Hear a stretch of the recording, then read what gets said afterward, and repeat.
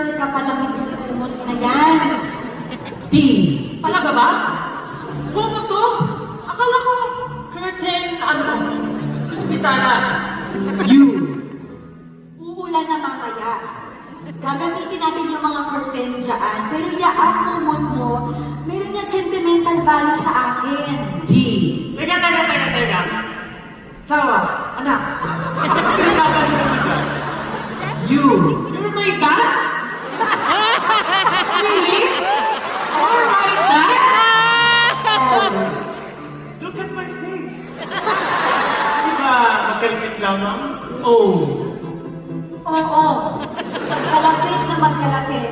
Alam mo, honey, ito kasi, yung anak natin, ang raming reklamo sa buhay. G. Gangster to dati! Bakit mo yung gangster ko eh? Mom, look at me, I'm so kind. Nak, bakit ka nagkakaganyan? Hindi ka pinalaki ng nanay mo para sagutin ako. A. Of course, I have many reasons. This is me, and that is you, and that's my mother. T. Tama na ang pag-aaway ninyo, okay? Anak, kailangan kong aminin sa'yo. U. Umaamin na ako. T. Tignan mo. U. Umaamin na talaga ako.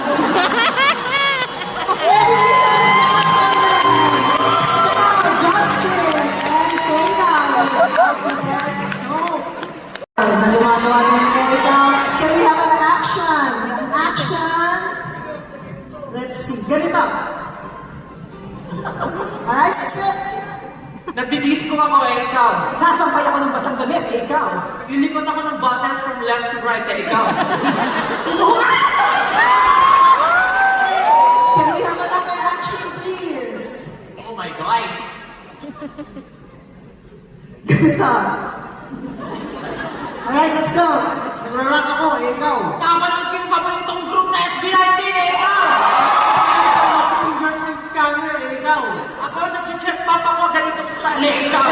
Ikaw ko yung mata ng dalawang higante, eh, ikaw. Actually, nire-ready ko yung kwento kasi magtutuwet ako na kaya eh, ikaw.